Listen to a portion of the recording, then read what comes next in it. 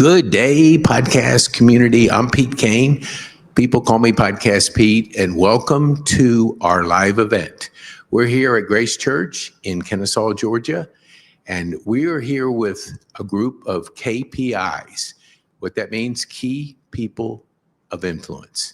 So I want to bring to you the 5 major trends, because if we understand the time that we're in, and we understand how wind can be behind your sails, because these 5 trends are happening now.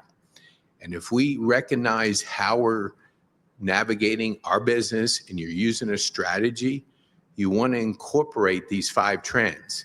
We'll go through them quick enough, but not too quick.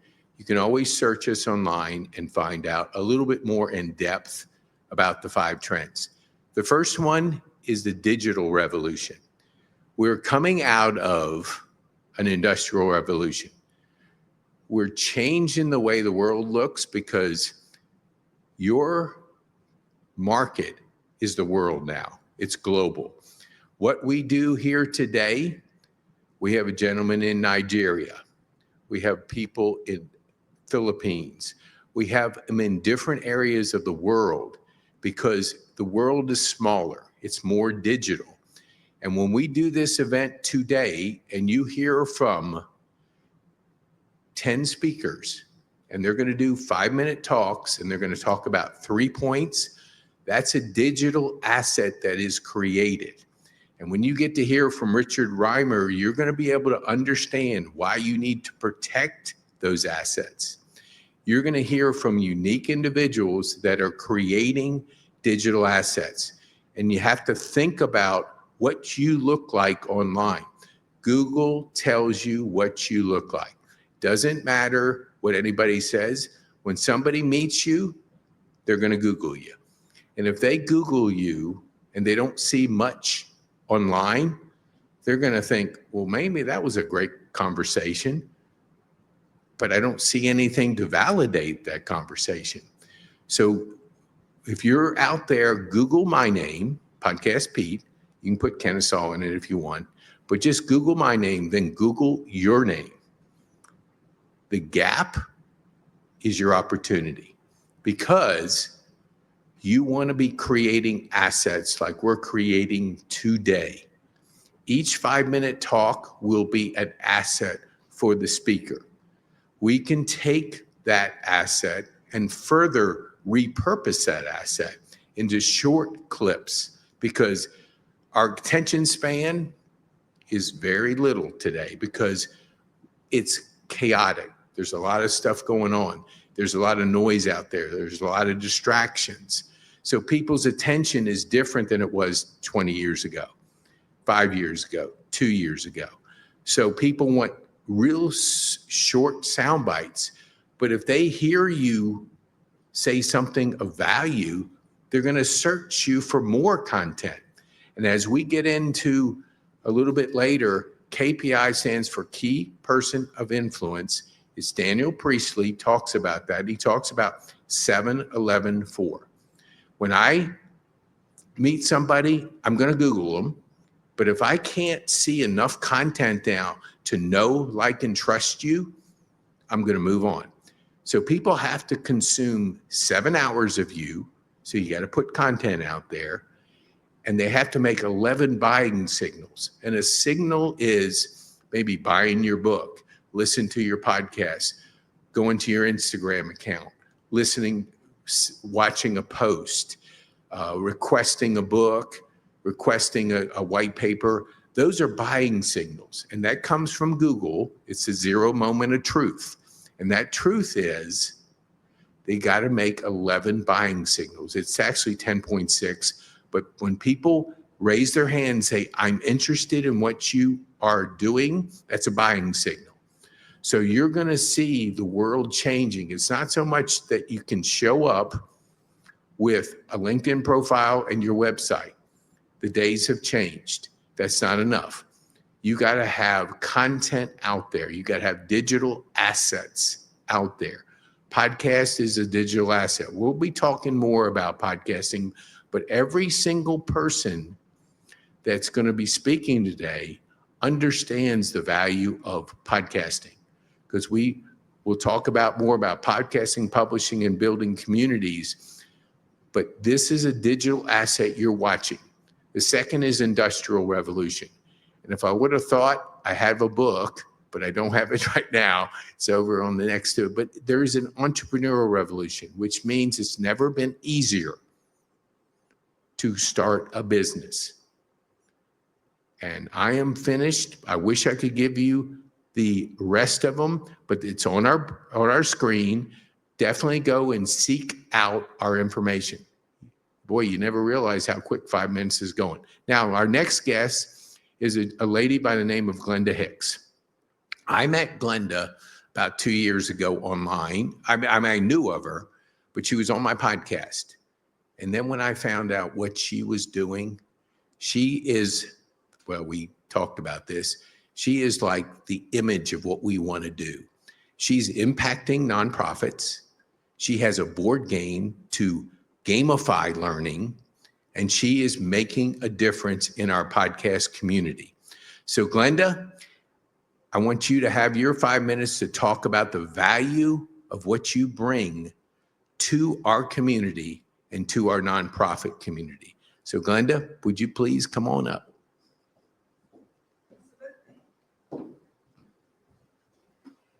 Good morning. Good morning. Thank you so much, Pete. As always, it is a pleasure to be here with you on these podcasts on this morning. So today I want to talk about leadership aspirations. I'm sure many of you in the audience today have aspired to own your own business, to run your own company. As Pete just alluded to, it's so easy to start businesses now than it was in the past. And everyone wants to be their own boss. They want to sit in the boardroom around the table with highly capable, competent individuals, their officers, their peers, folks that they can make decisions with, that they can set the course of the company and set the direction and have an impact in their community. But what's interesting is you may already be doing that and you don't really realize it. That's the irony of it. Many of you also already serve on the board of nonprofit organizations. You've been asked to contribute your time, your talent, your treasure to help run a not-for-profit. But did you realize that in doing that, you're already running a business? Yes, a nonprofit organization is a corporation. They have to file with their state in order to be in business. And then they seek out individuals to serve on their board. So they do their research. They prepare for folks to come and serve with them, and they're looking for contributions. And that's where you can flip the script and realize, oh my goodness, I'm already doing this. But the question is, how well are you doing it? Did you do your research to ensure that this was in alignment with your own values and your personal mission and things that you want to contribute to your community? Did you prepare yourself to serve on that board in terms of understanding what it takes to be a board member, understanding what the legal responsibilities are, understanding that it is a corporate entity that's accountable to federal agencies, to state agencies, to community citizens, to people who are providing them funding to fulfill their mission? And so in understanding that, did you increase your skill set? Did you go to a formal training to understand what it looks like to sit around the table with people you've never met before and have to create a team in a very short amount of time? Board members turn over continuously. This is what we call your term of service. So you may be on a board for 3 years or 2 years, and you may do that for 2 full terms, and then you roll off and someone else comes on the board. And you have to create synergy and gel as a team because you're making decisions about the future of that nonprofit. Where are their funding resources going to come from? What policies do they need to have in place to protect their employees? What programs do they want to offer in order to make a difference in their community? These are decisions you're making as a member of that board. So you're already leading a corporation, even as you work at someone else's business. Every day you're getting up and going into work, and they're placing you in charge of various projects for their company. You might lead a team at that organization, Or you might feel that you're being overlooked and you're not being placed in a leadership role because they don't understand the skill sets that you have and can contribute, and that you're ready to contribute. And so then you get an invitation to serve on a nonprofit board. Or maybe even your organization sees some things in you and they ask you to serve on the board of an organization, and they give you the time in your workday to go and volunteer at these organizations. This puts you in a position to make these kinds of existential decisions for a corporation that's in your community before you even file the paperwork to run a business of your own. And so you want to make those contributions of your time, of your skill, of your intellect, and of your money to the corporation whose business you're already running. You're in a position to make decisions that affect the lives of millions of people in your community, which are the people that your nonprofit organization is serving. And yet you still aspire to lead a business, to be on the board of directors, to tell someone you're the CEO. Well, newsflash, flip the script, think about it again, and realize if you've said yes to someone, that yes, I will serve on your board, yes, I'll help you start your nonprofit by being a founding board member, which means now you're setting up the policies, you're setting up the procedures, you're defining the infrastructure. Did you ever realize that you'd be in that position? Well, I'm here to tell you that you're already doing it, and you perhaps didn't realize it. So hopefully you'll look at your service on the board differently, and you'll begin to fulfill those responsibilities in the same way that you're fulfilling them at your day job. Thank you. Thanks, Pete. Thank you, Glenda. Always a pleasure to be here with you. It's our pleasure to have you. Thank you so much. All right. And we'll hear from Glenda a little bit later, but thank you, Glenda, for sharing that with our community. Now, Phil Brannon is our next speaker, but he's on the road to Tennessee. Something happened, tragic thing happened, and he's supporting a family member. A family member. And so we're pivoting. And as Xana is going to be up in a little bit, she's going to talk about pivoting because you always got to pivot. So Phil, let me give you 1 minute of Phil. Phil is a corporate professional. He's our third avatar. He's always had that desire to have a voice in the world that's coming. We met each other at the American Legion, where we sat next to each other, and he voiced his desire to be a podcaster. Now, the guy I was with started laughing because he introduced us, and all of a sudden, Phil is in our community because he has worked for 40 years in an industry. He's a professional, but he wants to do something like freedom, entrepreneurship. He wants to take all his skills and bring them to the world. So our third avatar is corporate professionals that want to transition to a life of freedom and entrepreneurship. It's not easy. I did it back in 1988, and I got my ears pinned back. Went bankrupt after 2 years of having a comfortable corporate job, didn't have a plan, didn't know what I was doing. Well, the market told me I wasn't ready. So it tells you that it's tough. And if you're not ready with a strategy and you don't have a community like we're building here, it's going to be tough. But when you recognize that the world has changed, the world can be a wonderful place to have a business. Okay, so next, let's see. Okay, next, I'm going to speak about podcasting, publishing, and building communities. We do everything starts with a podcast. The individuals that are in our community have had a podcast because they're familiar with the power of digital assets we talked about, but we get a chance in our community to meet people, to get to know their story, to develop a relationship. I didn't know Glenda until I had her on my podcast. Then I found out what she was really doing in the nonprofit community. I saw the need, from my view, that we need people like Glenda. We need people that are going to make an impact, that are going to give, because a nonprofit creates a thriving community. Then I found out she has a game. Gamifying learning is the most powerful way you can learn a skill. So can you imagine you're sitting around the table, you're hanging out with your leadership, and you're having fun learning.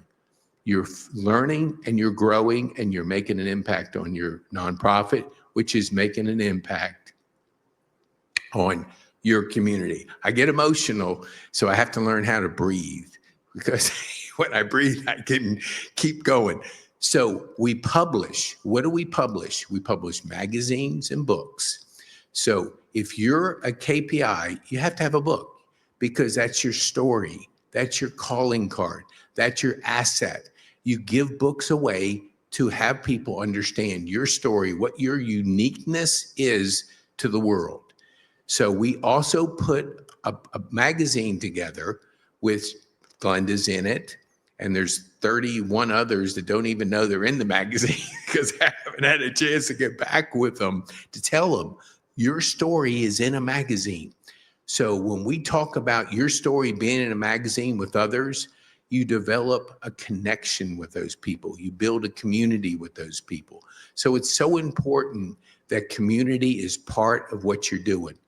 Podcast, publish, and build communities.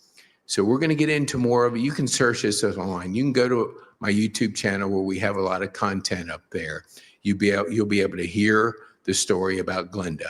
Many different stories. You can search her, just put her name, and she's with the organization 501 Impact, 501cimpact.org.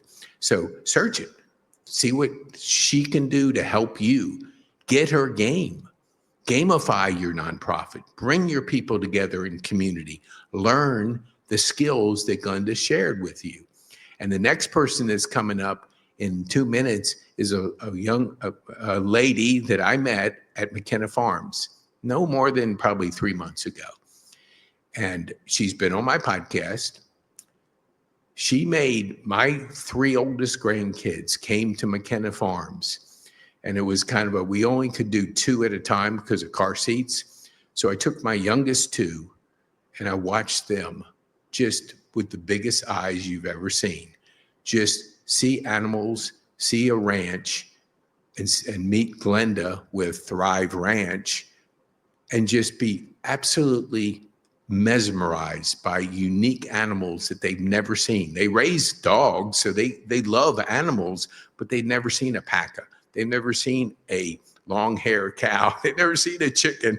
They've never seen all the ones that Xana had there at McKenna Farms. And it was the most special time to see kids, my grandkids, connect with something they never have seen. So when you get to hear from Xana, you're going to get to hear a person that moved from Montana. Yes, moved from Montana to Brooks, Georgia, and brought all her funny farm with her. And it's the most amazing story that you'll ever hear. And I think, just think of your mind, her story. What is her story going to do to change the world? How many people is she going to impact in her community and the community that's digital worldwide? And you're going to get to hear from a lady that's making an impact on Brooks, Georgia, and further around the world. So Xana, and she has the coolest name you'll ever want to see, Xana Wolfgang. I mean, who wouldn't want to have a name like Wolfgang? She did have to marry into that name. She wasn't born with that name. So Xana, I'll properly introduce you. This lady, search her online, Thrive Ranch Co. Go to her Instagram account, see the stories, understand the impact she's going to make. And you get to listen to somebody that is on the move, that's creating an incredible opportunity for people to connect. And she calls her farm, the Funny Farm. So Xana, please come in and share with our community your story and the 3 lessons that you want to share with us.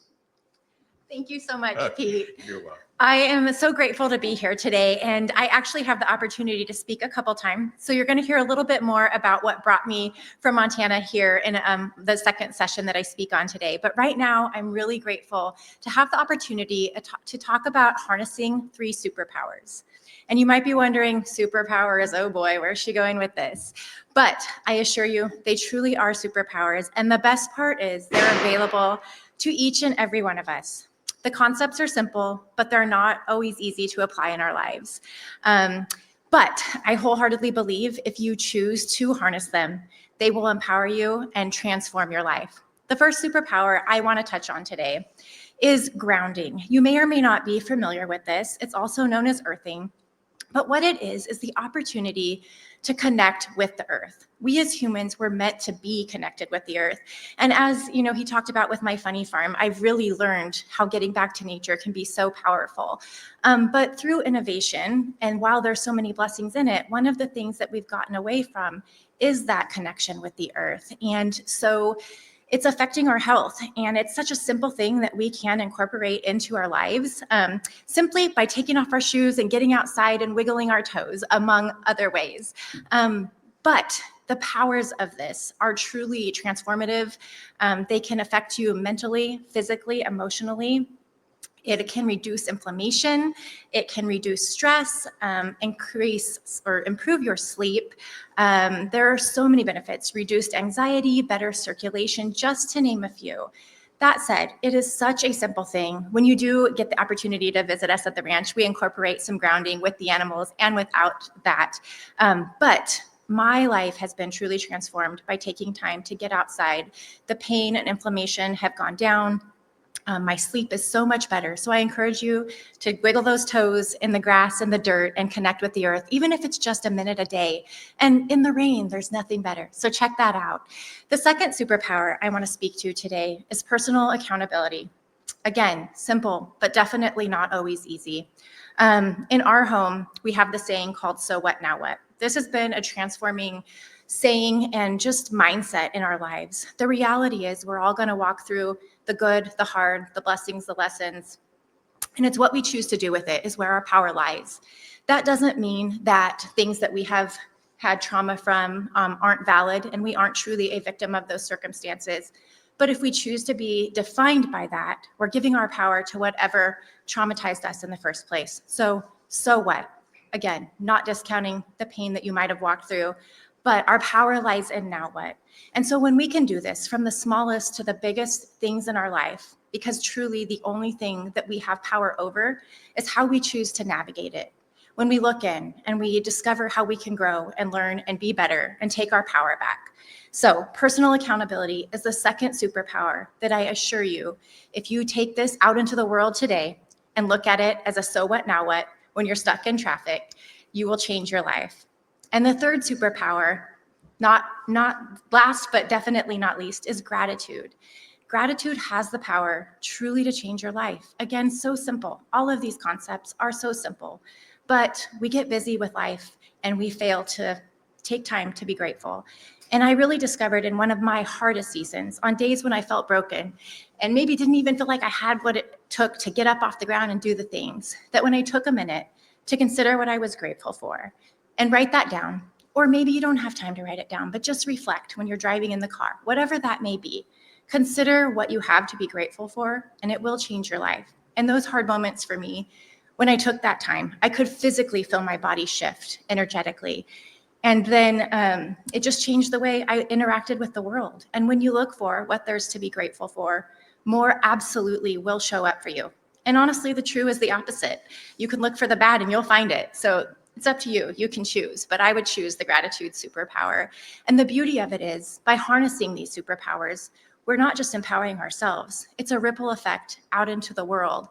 And when you go out in the world with gratitude, other people are going to feel that as well.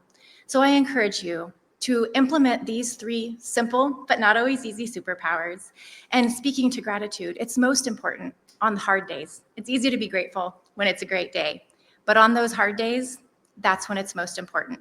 So harness your superpowers and watch how it transforms your life. I would love to hear from you. If you implement one or all of these, how it impacts your life. I'm so grateful to be here today. Thank you so much, Pete.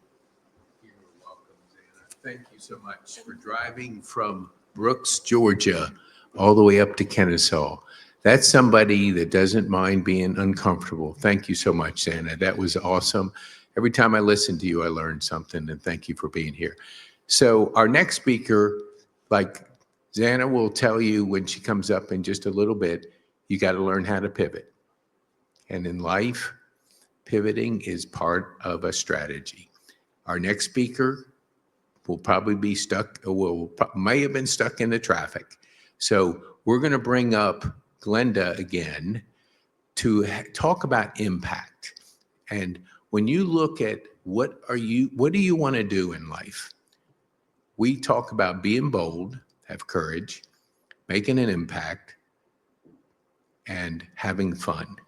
I don't know about y'all, but I'm having fun today.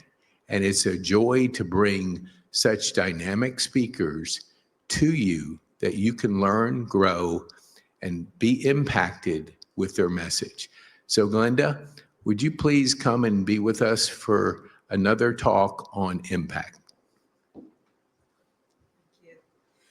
Thank you, Pete. So now I want to speak to you about, or speak to the consultants and the trainers that are watching the podcast today that have made a career serving nonprofit organizations.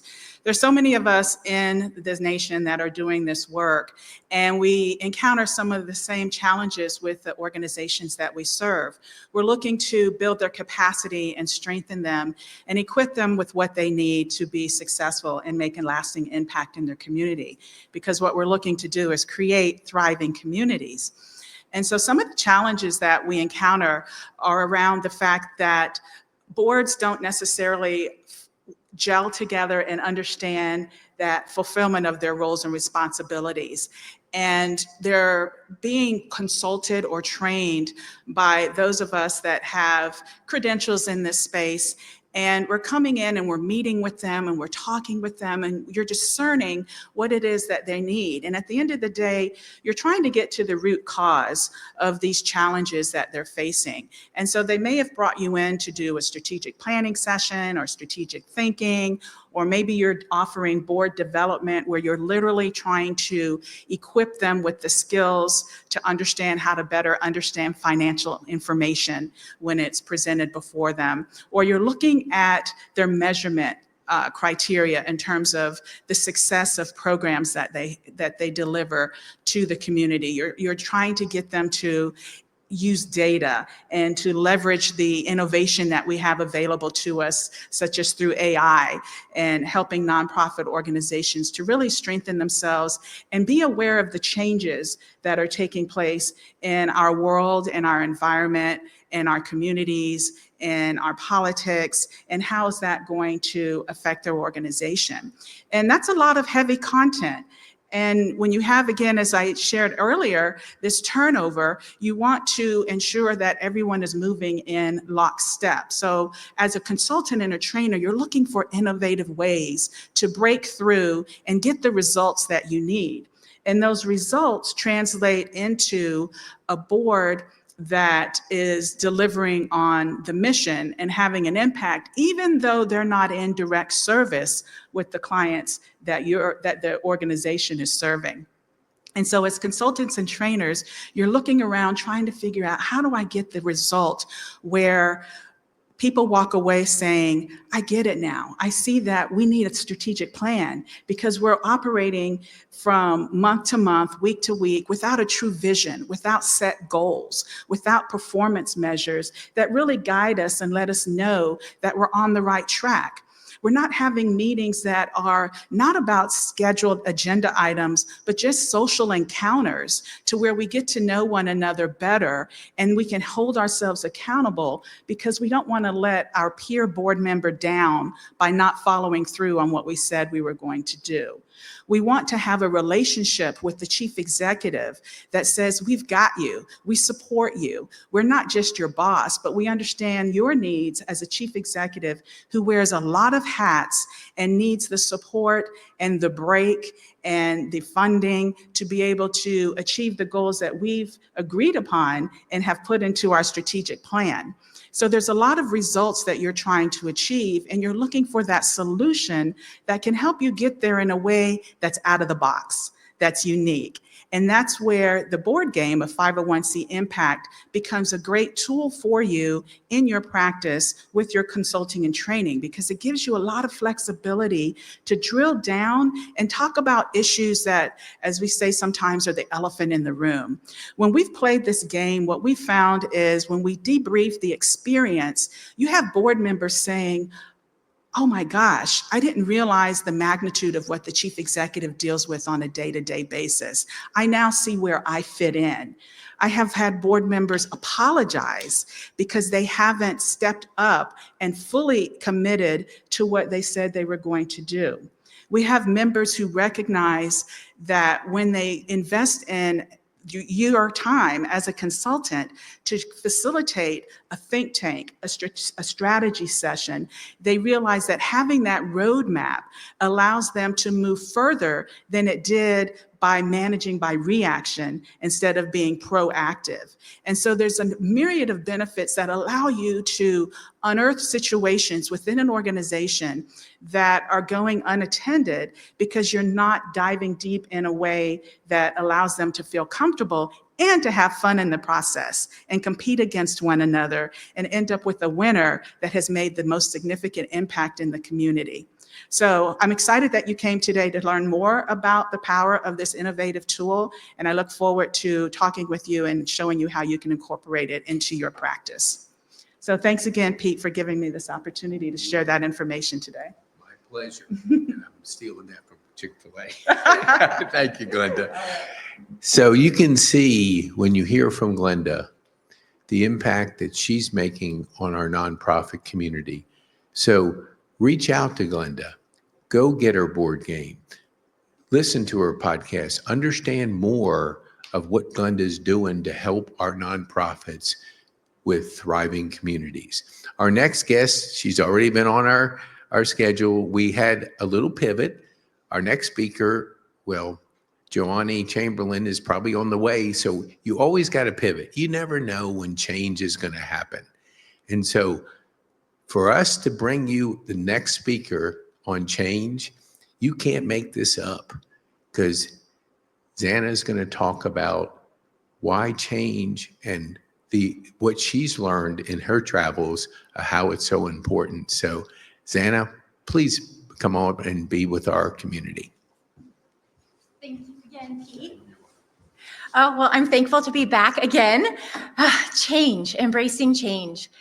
Change is truly one of life's most transformative gifts, and it gives you the opportunity to shed what maybe isn't serving you anymore. It gives you the opportunity to embrace new possibilities and ultimately get out of your comfort zone. So many blessings and lessons come when you embrace change. It can be scary, it can be exhilarating, but it is so powerful. What I've discovered is that when you're open to possibilities, it gives space for life to surprise you in the most unimaginable ways. A year ago right now, I lived in Montana, a place my family chose as our perfect canvas. I never saw myself leaving there. I forever cherish the majestic mountains, the big sky, the wide open spaces, so much so that it makes me emotional to speak to it.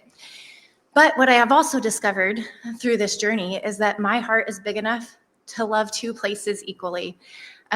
Last year, about this time, my husband was actually presented with an opportunity here in the Georgia area that, because we've learned the value of change, decided never say never. We don't know what we don't know. So he explored it and ultimately discovered that wasn't the path he was supposed to take. However, we kind of fell in love with the community that we moved to in Brooks, Georgia through the journey. And we decided, you know what, this crossed our path not because he was supposed to take this career opportunity, but because we were supposed to take this leap of faith. Our boys are grown. They are in Nashville pursuing their dreams. So one of the many blessings of taking this leap is we're a little bit closer to them. And things began to fall into place. Ultimately, we trusted our intuition, which is a big part of being able to embrace change, is getting clear on what matters and what doesn't to you. And at the end of the day, we made this move because we both felt that my impact that I'm supposed to make with Thrive Ranch Co., my funny farm, is supposed to unfold here. I am committed to changing the world one heart at a time, and the ripple effect that I'm creating in this community is where that's supposed to happen. That said, we took this leap, we took this change, and really trusted our intuition. There's a lot of uncertainty involved. Obviously, he didn't take the career path. We've had challenges that we're navigating, definitely had some pivots. And speaking to the pivots, one of the biggest things was I never in a million years, when I decided I was going to move a bunch of Highland cows and alpacas and goats and sheep and pigs and all the things from Montana to Georgia, how challenging that would be. And it's good I didn't know that, or I might not have signed up for it. That said, we figured it out. But one of the biggest challenges was I was told our pigs wouldn't make it alive, which was not an option. And I also learned through this journey, I've learned it a few times, but don't tell me what I can't do. I will figure it out. So what we ended up doing with a major pivot, because we initially envisioned loading them all up in a stock trailer and getting them here safely, is we ended up going through different scenarios, and I loaded those guys into a cargo van. You can check out our Instagram to see this whole adventure. Into a cargo van. I looked like Cousin Eddie, if anyone's familiar with Christmas Vacation, or maybe Breaking Bad. It could have gone either way, what I looked like going down the road, with a dryer vent duct taped to the AC unit, strapped all the way through the back of the van to keep our pigs cool enough so they wouldn't stress or overheat in this journey, since we decided to move to the south in the summertime. Anyways, there were pivots along the way. It was messy, but it was beautiful. And, you know, when you're embracing change, it's just so important. And I wouldn't be here talking to all of you today if we didn't take this leap of faith. And so what I would say to anyone is know that opportunities will open up. Doors will open that were probably there all along, but you were maybe too nose down doing what you were doing to notice them. And the path may be uncertain, but you have the ability to make really hard decisions when you're clear on why you're making them, even when the path is uncertain. And I can certainly speak to that today. And I am so grateful to be here and love two places and know that I am making an impact. And I just feel on fire and unstoppable. And that is what change can do. So that is what I want for each and everyone listening to that today. And if you ever want to talk to me about it, please do reach out. You can find me at thriveranch.co. Thank you guys so much. Thank you, Xana. Thank you so much. My pleasure. I love saying that. So every time I hear Xana talk, I just absolutely, my heart melts because of the connection she provided for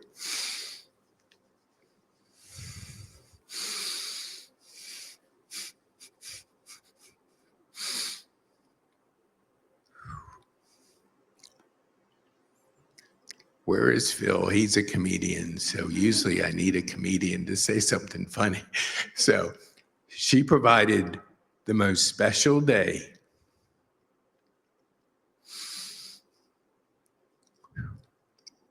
Thank you, Xana. Okay, our next speaker.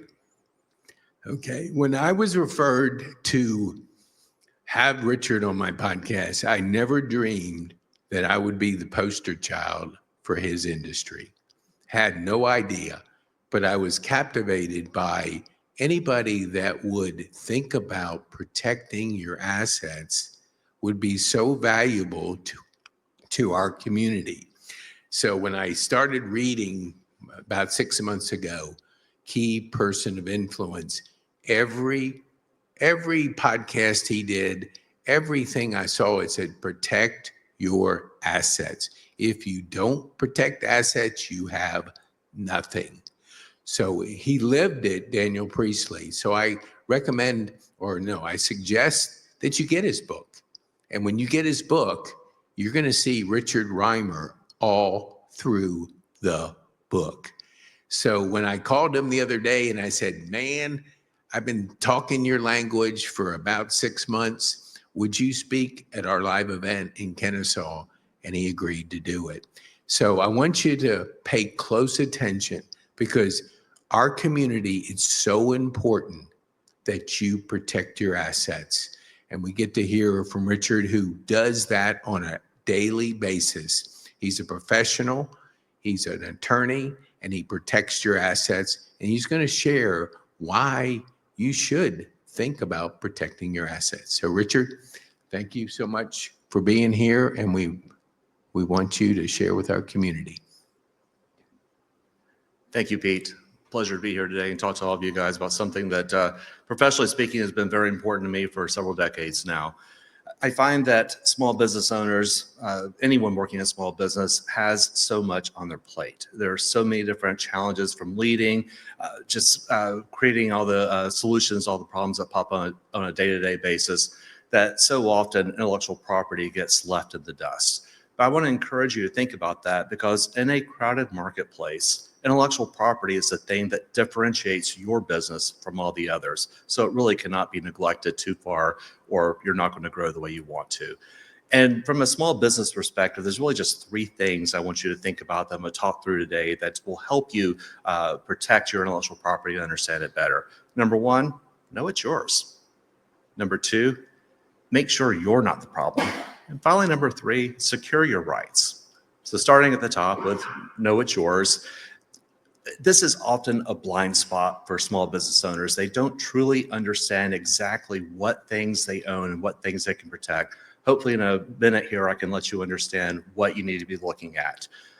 The legal world looks at intellectual property in 4 different buckets, and it might help you to understand what you're looking for by thinking in these buckets. First is trademarks. Trademarks are names, devices, symbols, taglines that identify your company, identify your products that you offer. It could be the layout of your floor plan. It could be your packaging, but anything that's meant to identify your company specifically in the marketplace is a trademark. Copyright is creative works. Now that applies greatly to artists and creative people, but it applies to businesses as well. You find copyrightable materials in the content on your website, the pictures, the videos, the text you have, marketing materials, and even software code. All those are examples of copyrightable materials. Next, patents. Those are items that are inventions, processes, or products that are unique to you in the marketplace. And then finally, trade secrets. These are confidential processes or items or confidential information that give you a competitive advantage. So looking through these, think about these 3 things. Number one, what about your branding is unique to you? Number 2, what is it that gives you a competitive advantage in the marketplace? And number 3, how exactly are you going to be different from others, and what do you want others to see that are unique to you? Second category to think about is, are you the problem? Let's make sure you're not actually the problem. The vast majority of small businesses, well, frankly, any business that winds up in some sort of a legal fracas in the world of intellectual property didn't mean to get there. They weren't acting with malice. They got there because they weren't diligent. Very commonly, companies will find a new name for their new product and just slap it on the box, and away they go. They never think, should I look to see if anyone else has had this same great idea? And they wind up with a large legal bill and a rebrand ahead. And if they had just done a little bit of searching ahead of time, they could have avoided that. So in this area, 2 big things to think about. Number one, before you launch a new brand, before you launch a new product, do some searching and make sure you're not infringing anyone else's rights. Number 2, don't copy without permission. This is text, images, songs, graphics, videos, you name it. Don't copy without permission and use it in a commercial context. The next category, the final category today, is secure your rights. A lot of people think that using your name or using your content on your website or other things fully protect you. Sometimes it gives you some protection to use without securing your rights, but securing your rights always at a minimum enhances your rights and sometimes actually gives you the rights to begin with. The 4 categories of intellectual property, trademarks and patents, can be registered through the United States Patent and Trademark Office. Copyrights can be registered through the U.S. Copyright Office. And trade secrets don't have a way to register your rights, but you can cover those through non-disclosure agreements. So make sure that you actually protect them because they're vulnerable otherwise. So again, in summary, I want to make sure that you know it's yours. I want to make sure that you are not the problem. And I want to make sure that you secure your rights. Because remember, your intellectual property is vulnerable without doing these things, and it can prevent you from keeping your hard work yours and making sure that you have a successful road ahead. Thank you. Thank you, Richard. Appreciate that. Thank you, my friend. I never dreamed that I would align so much with Richard's philosophy when I had him on my podcast a long time ago, a year and a half ago. But now he's going to help protect our community, and he'll help protect you. So if you go to the show notes, you can have a link for Richard to be able to protect your assets, protect your trademarks, protect your copyright your things. Our next guest, thank you, Richard. Our next guest, when we were putting this together, we did a KBI, Kennesaw Business Association University, right before COVID. So we were planning, we're putting this thing together. We're going to have the best university. COVID hits and they stop it. But I met Jim. And I met Jim as we coordinated through this, and he helped me understand the world of streaming, helped me understand the digital transformation that was coming. Little did I know our event failed because of COVID, but I found a friend. And when I was putting this together, Kevin, who's behind the scenes, you can't see him, and there's always a person behind the scenes that you could never imagine is making these things happen. So Kevin Bora, we appreciate you. But I put Kevin, Jim, and myself together to say, how do we figure this out? Jim is my go-to guy to understand social and streaming. So we put it together, and that started this journey. Now we're, 6 months later, we still work on it. We still change. And I wanted Jim to bring to you really what the world is changing. And if you're not understanding how the world's working from digital eyes, you're going to miss an opportunity. So Jim Fuse, please, and we met also, this is a quick thing. We share breakfast on the third Saturday of each month at the American Legion. So we were moving to the fourth Saturday because we don't want to conflict with our breakfast at the American Legion. So Jim, please come and share with our community the power of streaming and what they need to be thinking about. Thank you, Pete. And it's a pleasure to be here. And so I'm a part of this generation that you would say I'm a native analog, and there's this new generation, these younger folks that they're the native digitals. And so what we've run into is that we have this conundrum. This younger generation is consuming things through their phones, through their computers, through their tablets, and they really embrace the power of video.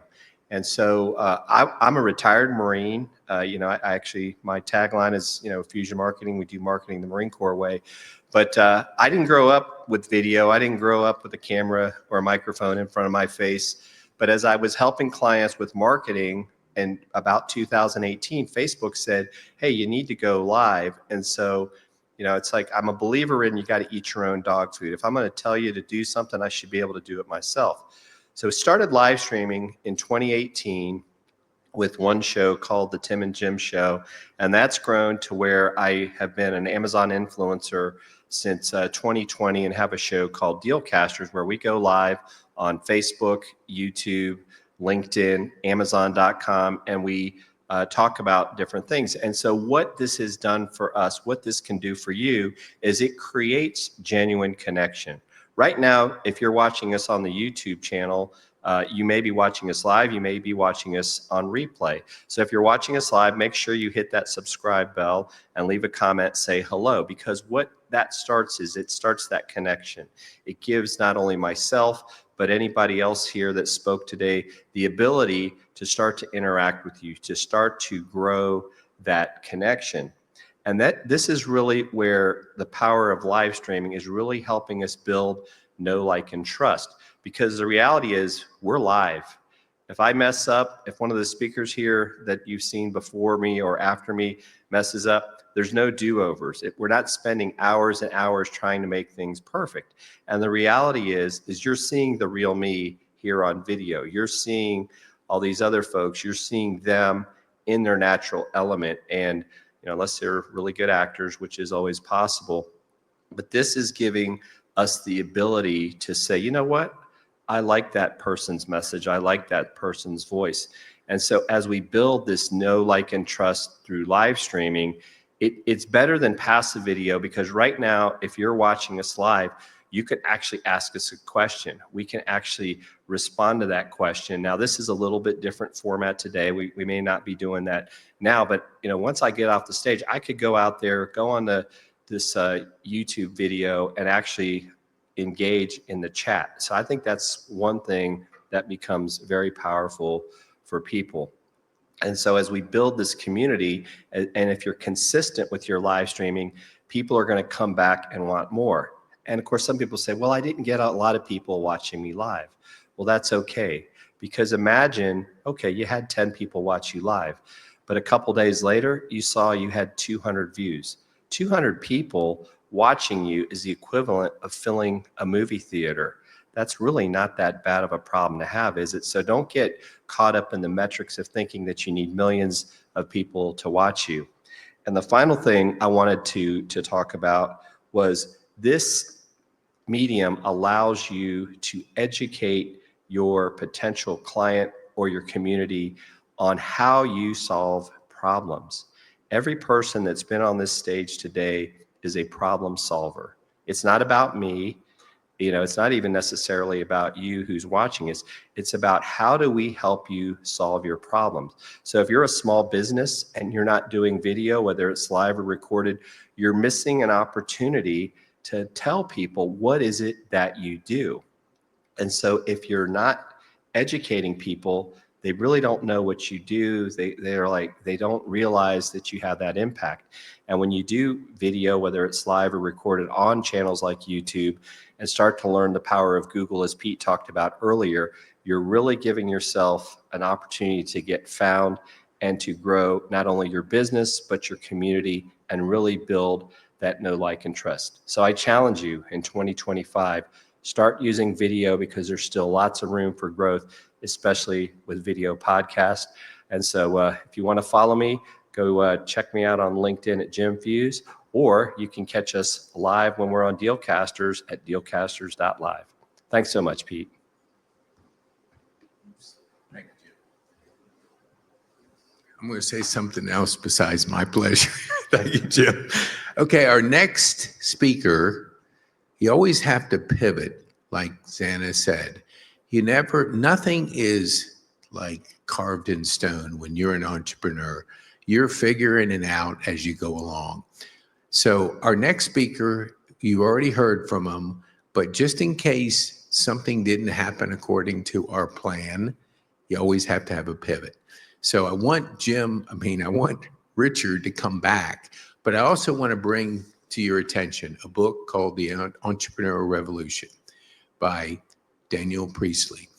We're in an entrepreneurial revolution, so you have to think differently about how you protect and how you have a strategy. Everybody needs a strategy. I did a podcast on lazy thinking versus strategic thinking. Lazy thinking is I wake up, I check my emails, and I just go about my day. And then I'm distracted very easily.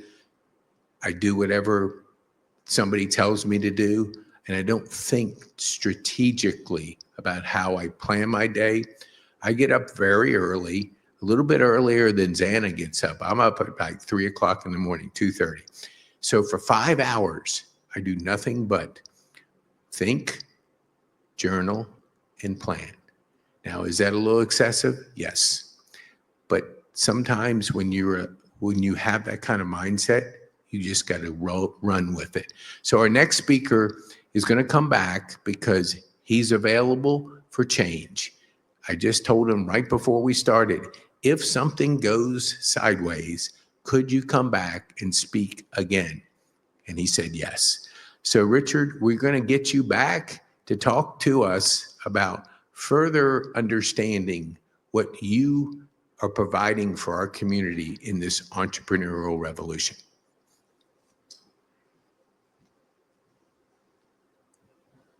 Thank you, Pete. It's great to have a second chance to talk to you guys. I'm going to obviously dig down into something a little bit more than I did last time. Before I started my firm 3.5 years ago to focus on the needs of small and mid-sized clients. The reason I felt that was a need is for the prior 15, 16 years, I worked for large law firms and represented really big clients. 9 times out of 10, when I contacted someone on the other side that my client had a problem with, it was a smaller mid-sized business owner. And I thought that these smaller mid-sized business owners were trying to ride on the coattails of the big businesses, and that's why they chose to infringe my client's rights. But I kept hearing from these small and mid-sized businesses the same 4 words, but I didn't know. And after a while, I believed them. And now I truly believe them. And I understand that the reason there are so many different types of infringement from small business owners is because you don't know. So today I'd like to sort of help you understand what the big companies are doing and what you also can do, because it's the same path, to be able to protect one type of intellectual property, and that is trademark. Now, trademark, again, from my earlier conversation, is something that you use to identify yourself in the marketplace. Could be the name of your company, could be your tagline, could be your logo, could be the name of a product, could be your store layout's unique, something that identifies you specifically.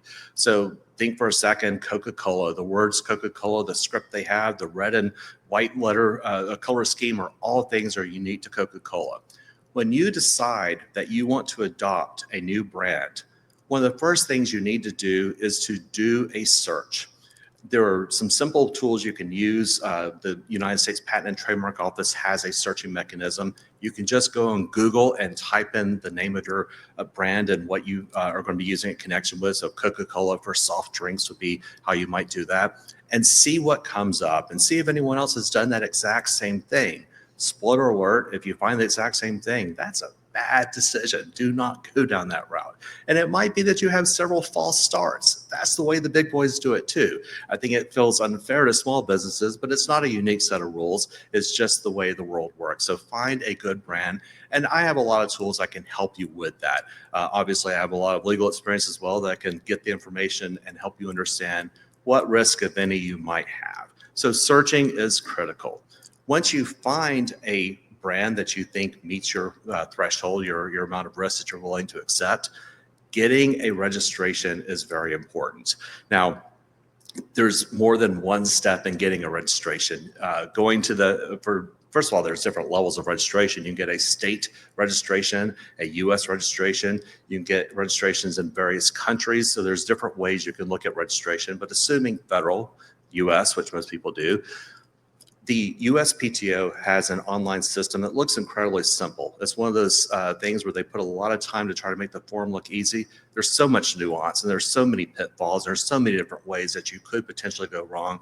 So make sure that you understand the entire system before you file an application, that you understand all the questions that are being asked, what your fact patterns is, and exactly how you should fill out everything that's in the form.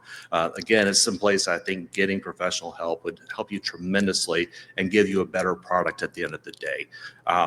That is only step one of getting a registration though, filing the application. You also will have a government review. The government reviews 100% of applications filed. This isn't like tax returns where maybe 5% or 2% see an actual human being. 100% get reviewed. Even more shocking, more than 80% receive a refusal of some sort.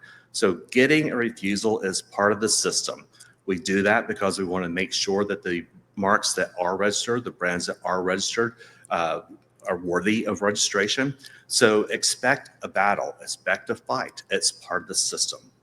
Secondly, third parties. Well, actually it's third, the application being number one, government review being number two. Number three, third parties can also oppose your application.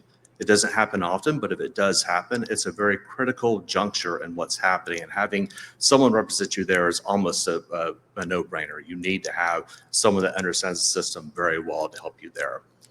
Finally, you need to show that you're actually using your mark out there in the marketplace, that you're selling the product or offering the service that you claimed you're selling or offering under that brand name.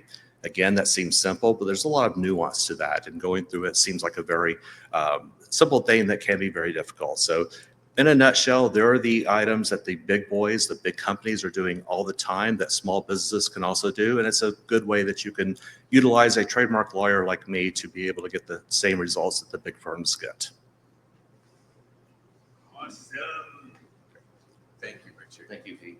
Thank you on the fly being able. Is that awesome that you ask somebody 5 minutes before he goes on, can you do another talk? And he says yes. I said, great, I love this.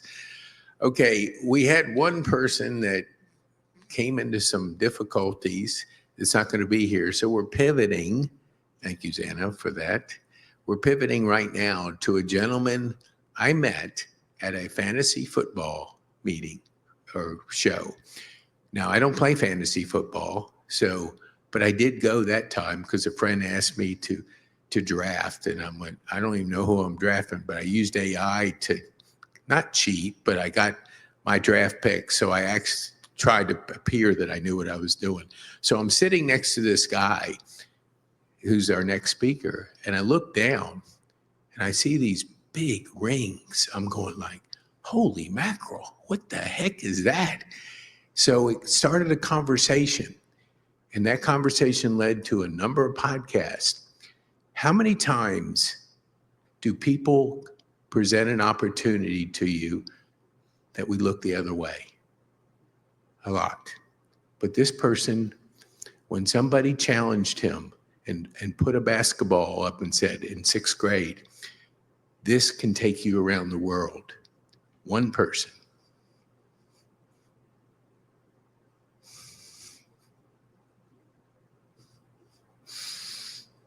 There we go. Okay. One person took that message and he went on a path to go around the world playing the game of basketball. 3 countries, maybe 4, I think. A lot of countries. He achieved in college what we only dream of, walking away with 3 rings, Super Bowl size rings.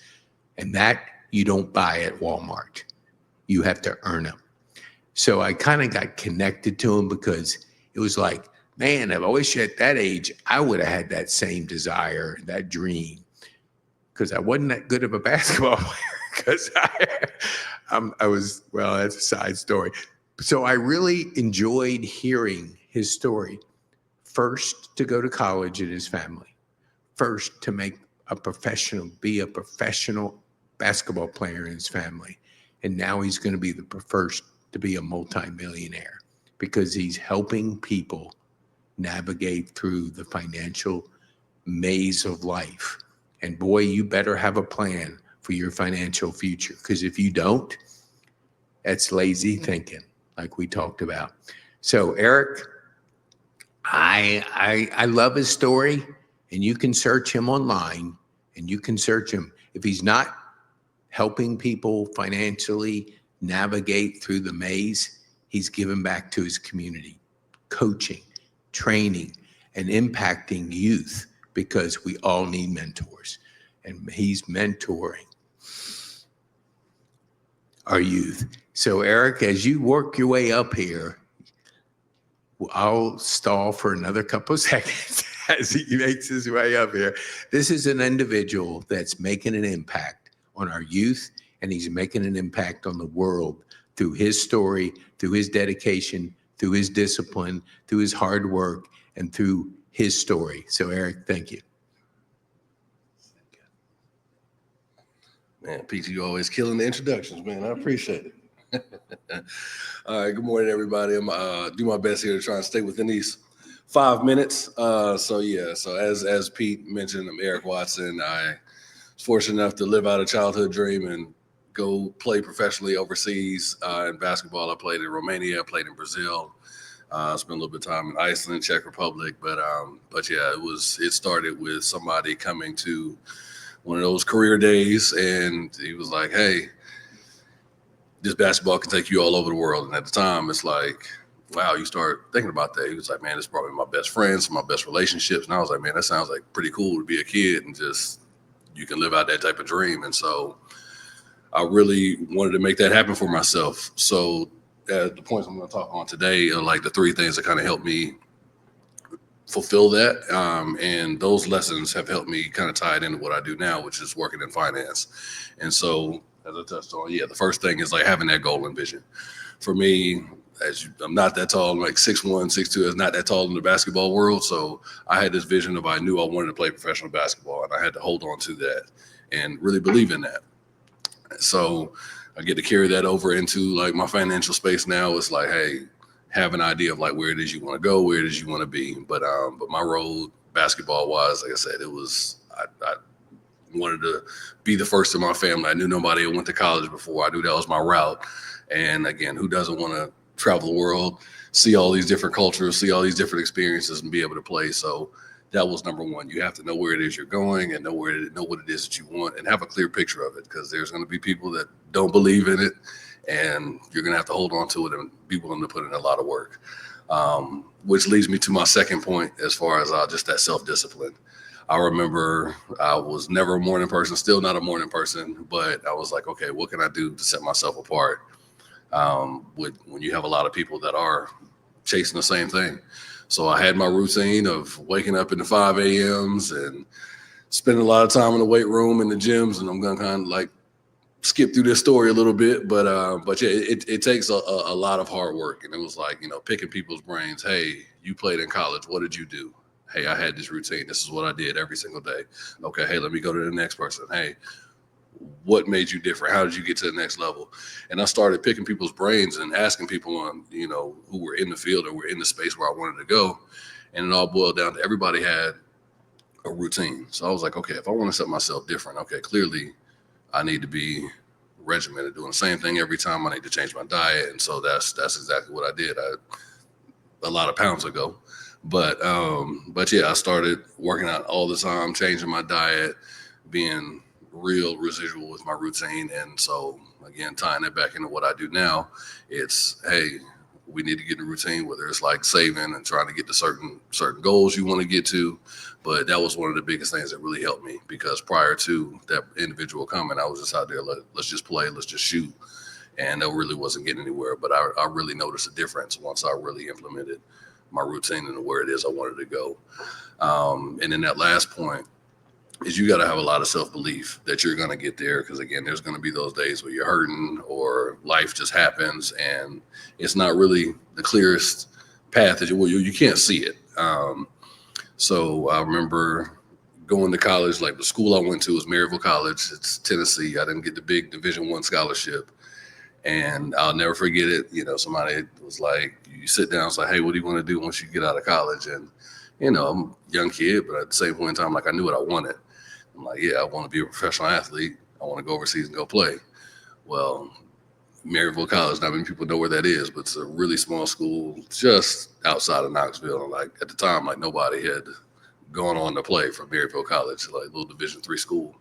And so when somebody's like, oh, I think you need to rethink that, like, it's not necessarily the greatest feeling to have, but the thing is that I had to hold on to was like, I had that belief in myself, and it was like, okay, I hear what you're saying, lady, but you just don't know how bad I want this and how hard I'm willing to work. Because at the same point in time, I had to hold on to the idea of like, hey, you weren't in the gym with me all these hours. You're not going to be in the gym with me all these hours while I put down all this blood, sweat, and tears and everything that goes into it. And so little by little, year by year, you start breaking record after record after record. Then eventually scouts start calling.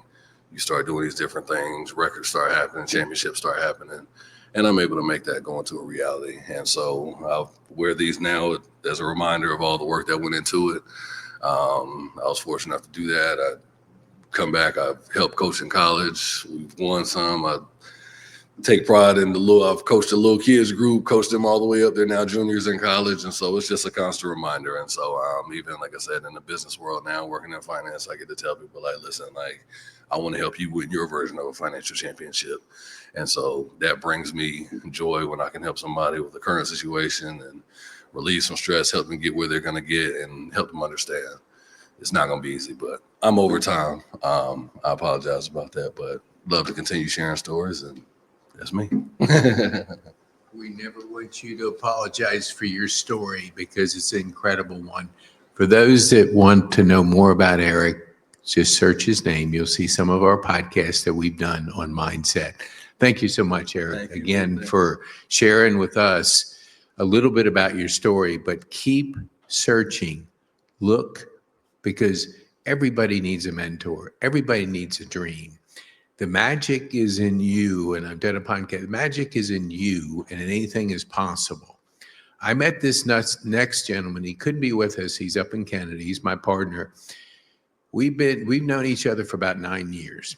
Never met him in person, but I met him when I had an opportunity to be in his mastermind.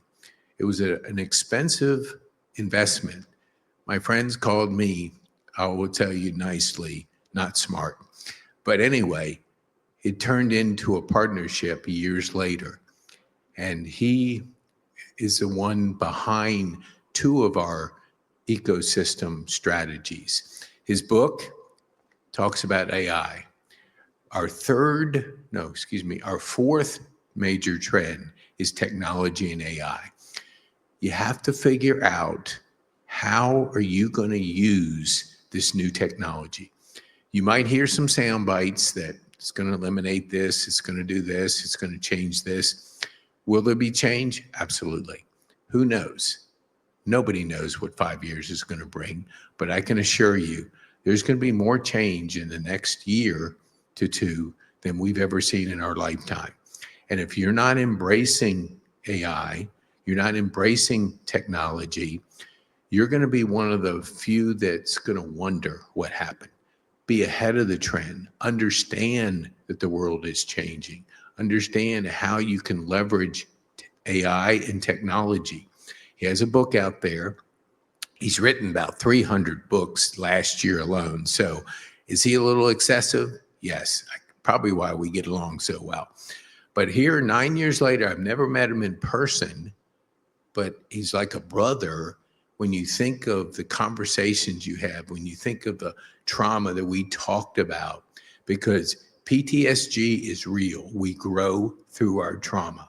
I'm going to come back at the end, and I'm going to introduce another speaker in just a minute, but I want you to think, it was February 5th, 3 years ago, I woke up in a hospital room.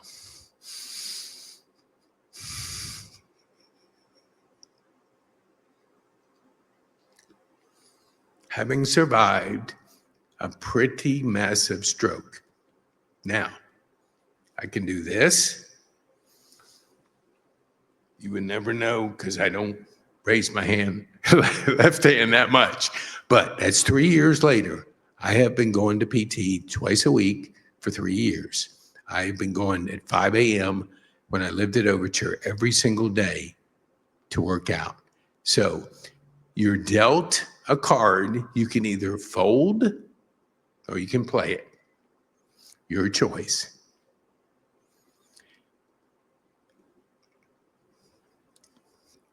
If you learn how to play that card, because this gentleman, I had a digital marketing business before my stroke, probably gave me a stroke because it's not an easy business to be in. It's always changing. But he took 2 largest accounts and helped me through it because he had a brain injury. He was in a car wreck. He used to be a CPA like Glenda. He fortunately, and I think Glenda would share, former CPA is not a bad thing to be because our creative CPAs are limited. I can say that. Just knowing my journey with Jeff. He's glad he had that car accident. He's glad he shifted from being a CPA to be a creative marketer. He has an AI agency up in Canada. Here's his book. Get his book. You can go to our ecosystem, which is PeteKane.me/masterclass. He's number 9, free course.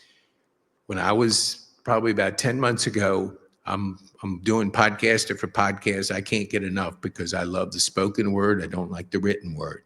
So I'm just going to town. And he says, Pete, are you using AI? And I said, no, I'm too busy. I was stuck on the busy bus. Then I searched on my phone a 12-week course on mindset, goals, and habits. And it literally in 10 seconds spit the most impressive framework. Then I take the next 20% to fine tune it. But I used AI to do 80% of my heavy lifting. I never would have been able to create that. Even if you had a gun to my head, I probably couldn't have done it because I'm dyslexic and I have ADD. So those kind of weird combinations doesn't create things like that. But technology did.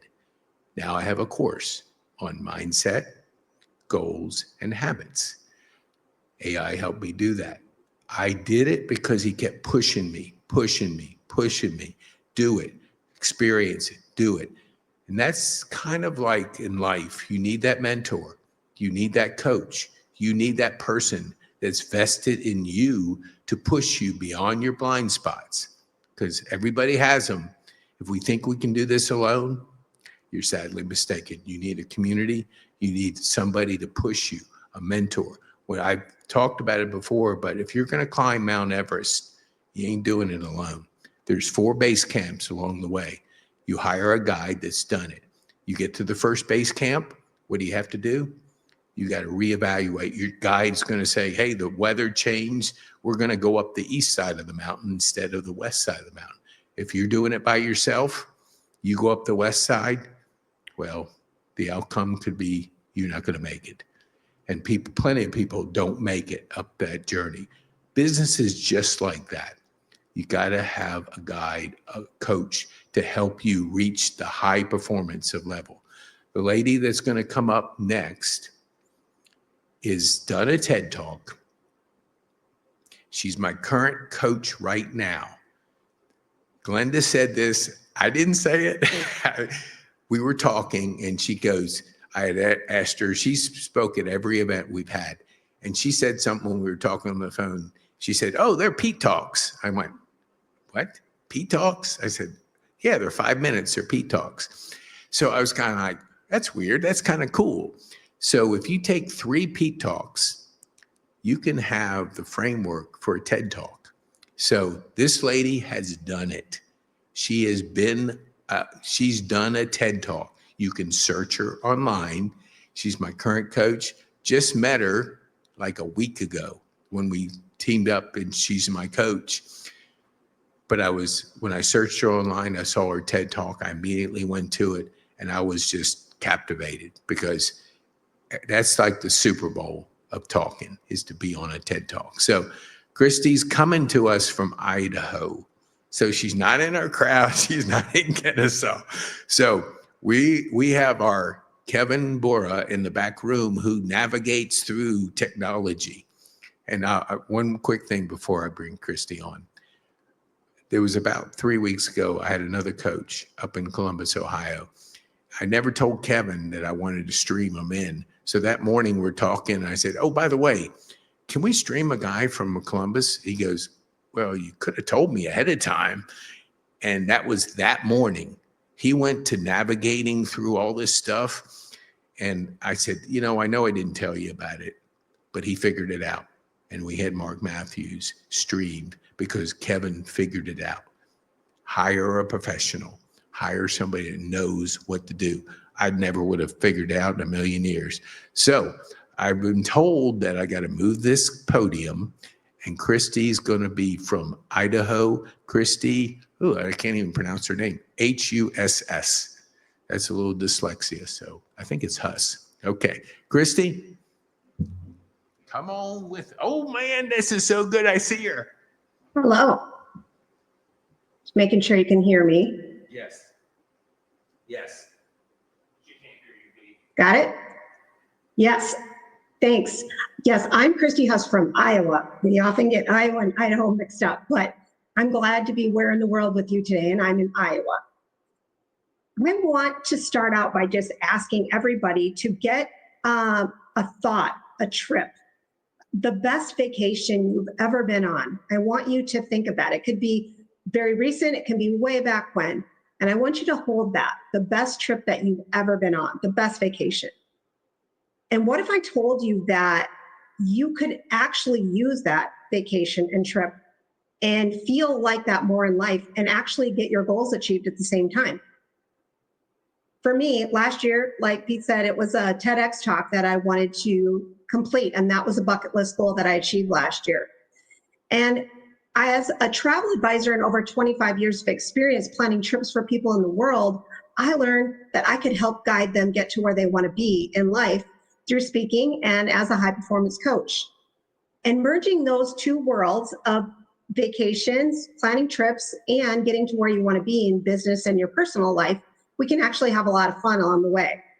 So if you look at the way that you currently are doing your goals achievement, goal setting, we need to look at things a little bit differently. Quite often, we don't even know where to start or where to begin.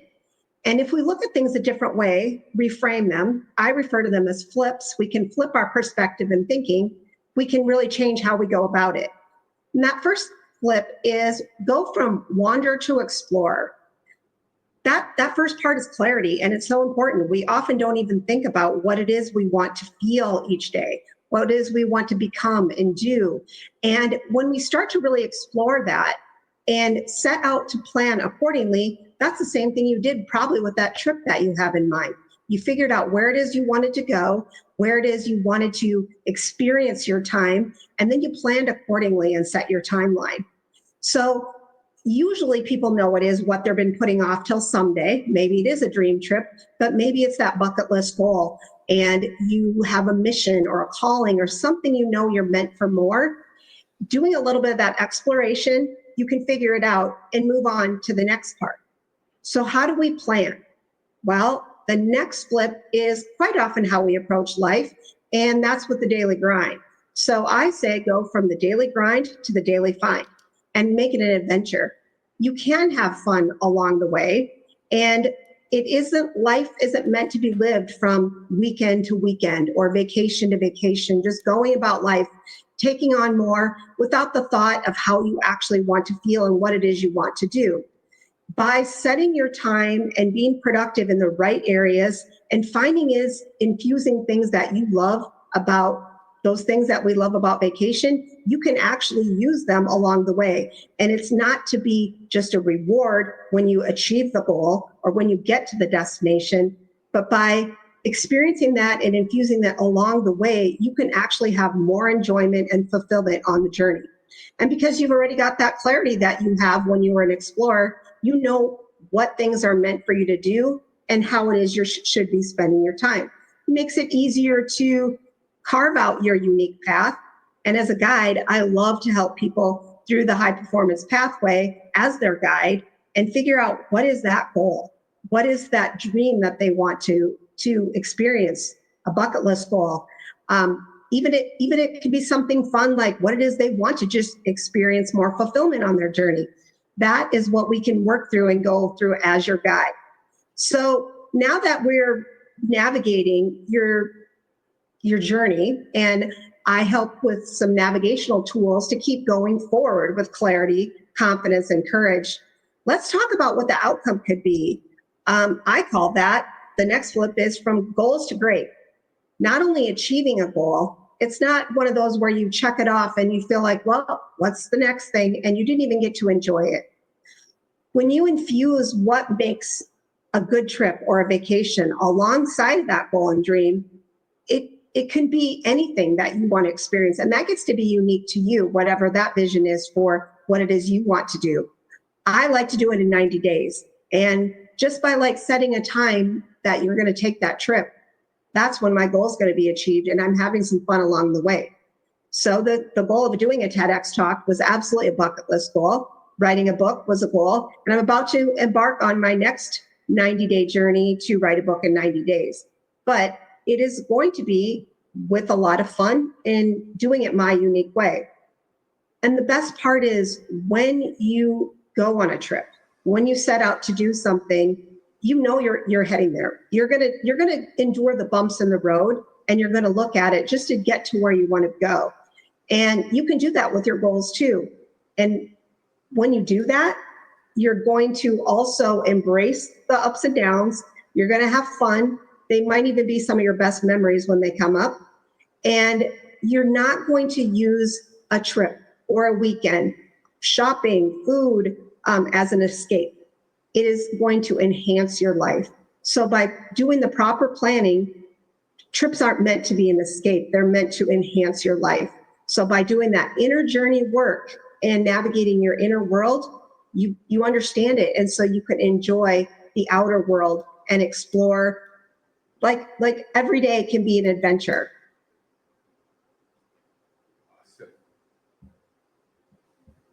Christy can't hear us, so I can't give her any feedback, but thank you so much, Christy, for being with us from halfway across the world, or at least the country. And so thank you.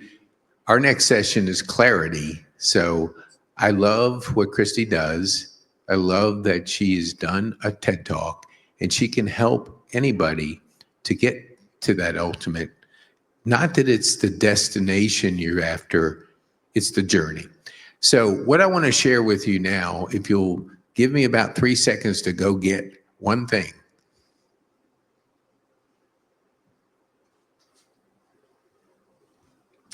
Like I said, it's an emotional time starting February 5th. It'll be 3 years since I had a stroke. Now, the good news is I survived. That is good, because you want to survive, especially in these times. Now, the bad news is you got to navigate through 3 years of whatever. I was dealt the card. I did survive, lost the left side.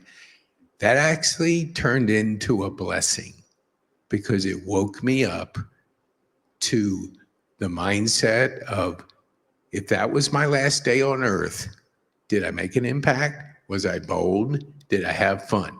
Now, growing up dyslexic and ADD, it's a weird combination. At 17, I found myself failing high school English. Now, English is my primary language, not my second language. I was given a blank diploma. I wasn't given a blank diploma like a lot of times. They didn't, they just flunked me.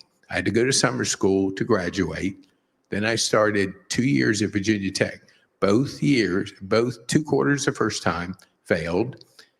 Second year, I go back, get an apartment, think I just got to get more focused. Failed.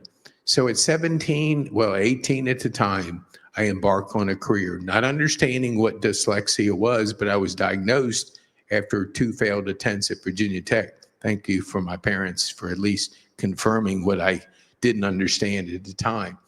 So I tell you that to tell you I've lived.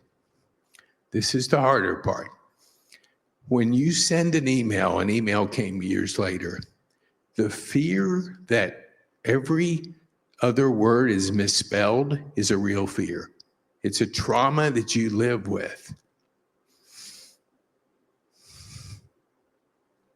For 50 years. So I tell you that.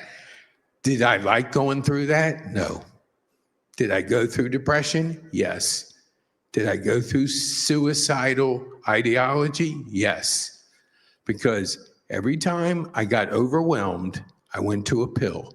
And the pill started out with Ritalin, and then it ended with Adderall. I was addicted to Adderall. I'm drug-free as of February 17th, 2 years ago. I actually came out of my stroke, and I'm a pretty good salesperson. And I sold the people in charge to put me back on Adderall, which was the worst thing I could have done. I take the blame.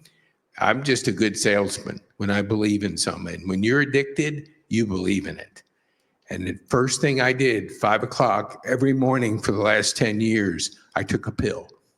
First thing, 7 days a week, never missing, even Sunday, which is a day of rest, I needed the pill. Well, it finally hit February 17th. It was not a good day, but it told me that I gotta get help. And I started repairing my brain. One quick story. A year later, after I spent time at Shepherd, I spent 39 days in Shepherd and 10 days at Wellstar. I went from hell to heaven, because when you're in the hospital at night, I tell you what, it wasn't a good time. But when I went to Shepherd, it was heaven. A team of people met me. It was the most incredible 39 days I've ever spent. I know 74 names, 74 people by name. I even had Jamie Shepard on my podcast because I could not believe how anybody that the insurance company pays the bill could give the care that they gave. And I understood years later why they were so special. But there's 74 names, 74 angels that help me learn to eat, learn to walk, learn to do all the basics. I ran in 20 plus peach trees. I don't run today yet. I play golf 5 days a week. I get up at 5 a.m., I work my butt off, and then I play 5 days a week. I don't play golf anymore yet. So you have pivots in life. And I think to understand what is your pivot, what is your change, what are the cards that you're dealt, you just got to figure it out. So starting February 5th will be 3 years. Am I still zigzagging? Can I run? Nope. Can I play golf with two hands? Well, my drives are 120 versus 250. So I'm learning I'll be a better short game player.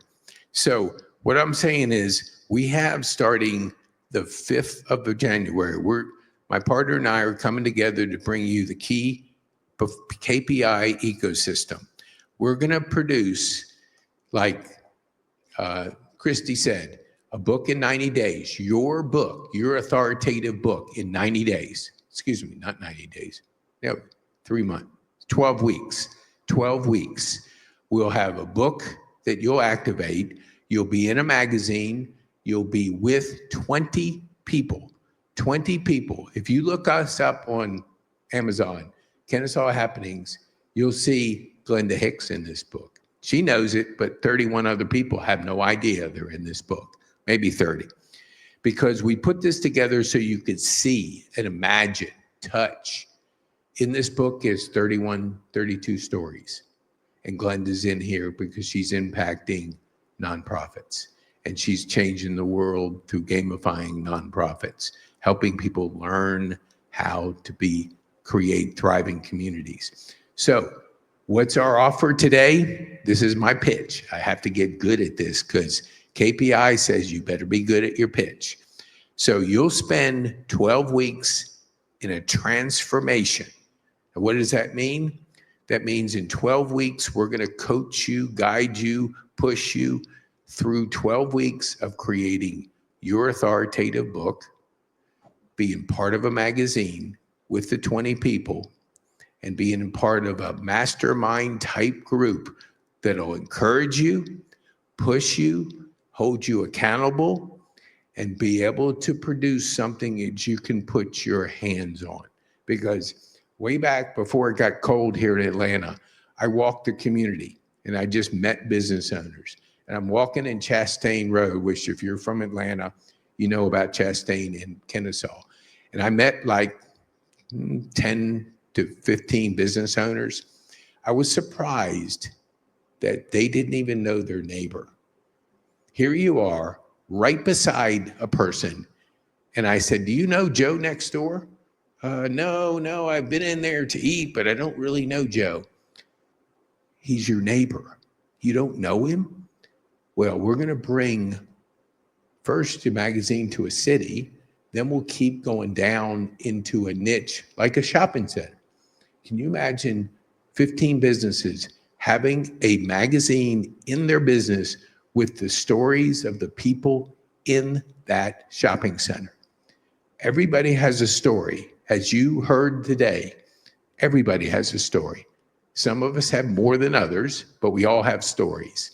And if you can understand your neighbor's story and you can tell your neighbor's story, there's a better chance people can understand how to know you, like you, and do business with you. So our offer is go to PeteKane.me/opportunity. We'll start our first 20 February 5th, 3 years from when I had my stroke. Is that strategic thinking? Yes. And when you spend 5 hours a day thinking, you come up with crazy ideas. So anyway, we want to take you $750, which works out to be $250 a month, and $50 a month in Growth Day.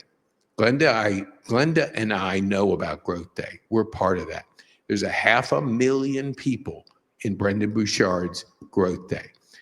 Making personal development a daily thing. It's like the Netflix of personal development. So you want to develop yourself, you want to get better, that's $50 a month. That's part of the journey.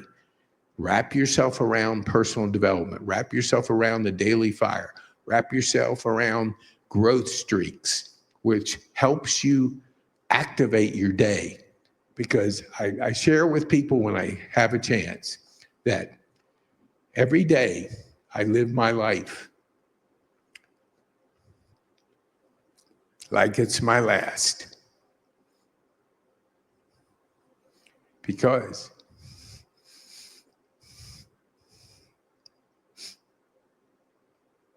one day I'm going to be right. But until then, I'm going to be bold. I'm going to make an impact.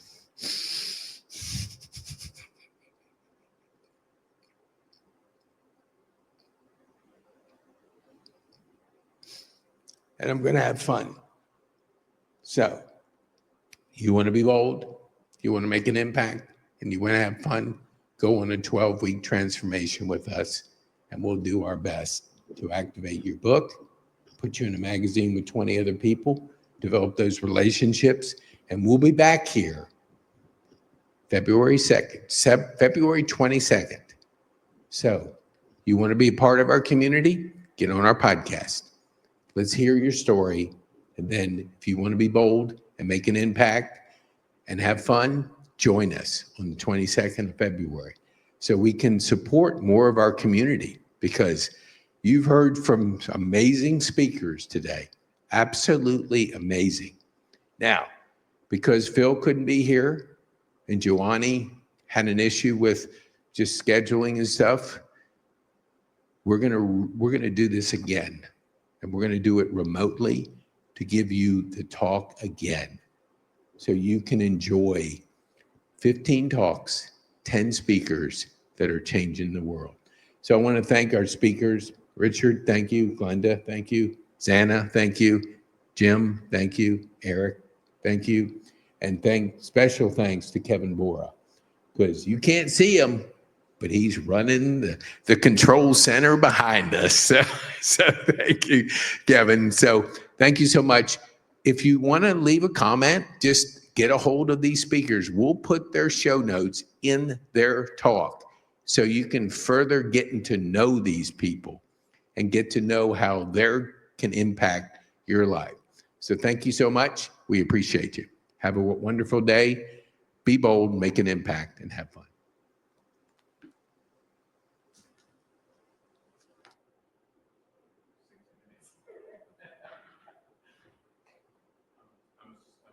Trying to learn how to work on it. Awesome. We're only 7 minutes over.